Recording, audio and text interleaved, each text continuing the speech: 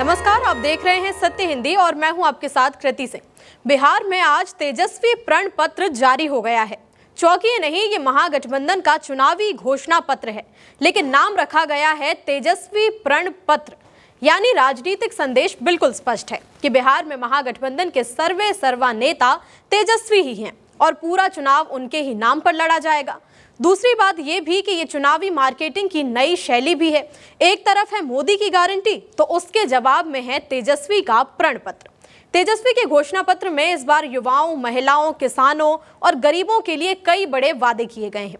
आसान भाषा में आपको समझाते हैं कि अगर बिहार में महागठबंधन की सरकार बनी तो बिहार की जनता से किए गए कौन कौन से वादे पूरे किए जाएंगे। महागठबंधन ने वादा किया है कि अगर वो सत्ता में आया तो हर परिवार से कम एक व्यक्ति को सरकारी नौकरी दी जाएगी। महागठबंधन ने कहा है कि 50% की आरक्षण सीमा बढ़ाई जाएगी ताकि पिछड़े वर्ग, SC, ST और महिलाओं को ज्यादा भागीदारी मिल सके। कांग्रेस के वादे के मुताबिक हर घर को 200 यूनिट फ्री बिजली और गैस सिलेंडर सिर्फ 500 रुपए में देने की योजना बनाई गई है। महिलाओं के लिए घोषणा पत्र में कई बड़े ऐलान किए गए हैं। इसमें जीविका दीदियों को हर महीने 30,000 रुपए वेतन देने का वादा किया गया है। इसके साथ ही जीविका दीदियों को दिए गए ब्याज मुक्त ऋण को माफ करने की भी घोषणा की गई है। साथ ही जीविका दीदियों और संविदा कर्मचारियों को स्थायी किया जाएगा।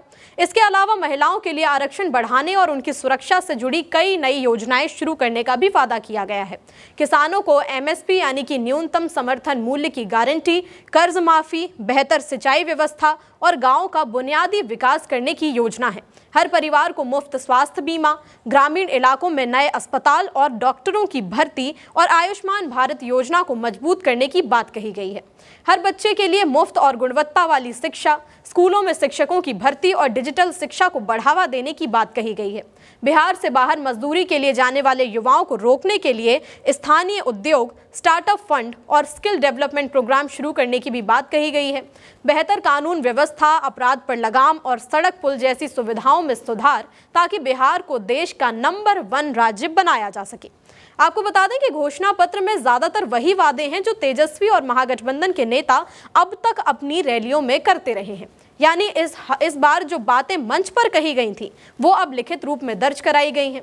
महागठबंधन में भाकपा माले की मौजूदगी की वजह से घोषणा पत्र में मजदूरों और किसानों से जुड़े मुद्दों पर भी ध्यान दिया गया है।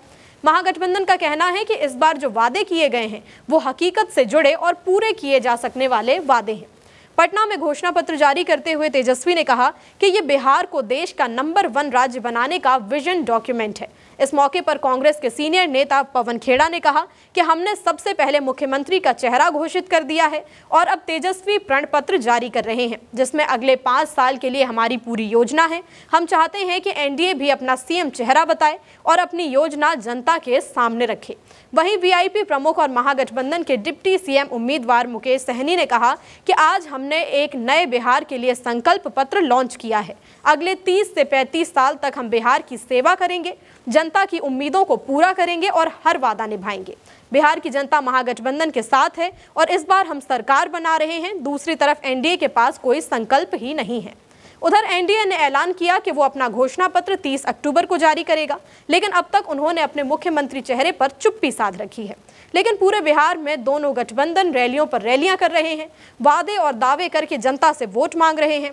लेकिन 14 नवंबर को वोटों की गिनती के दिन ही पता चलेगा कि किसके वादे जनता को सच्चे लगे और किसके हाथों में बिहार की सत्ता जाएगी। अपनी राय हमें कमेंट में बताएं। वीडियो पसंद आया तो लाइक और शेयर करें और चैनल को सब्सक्राइब करना ना भूलें। फिलहाल के लिए इतना ही। नमस्कार।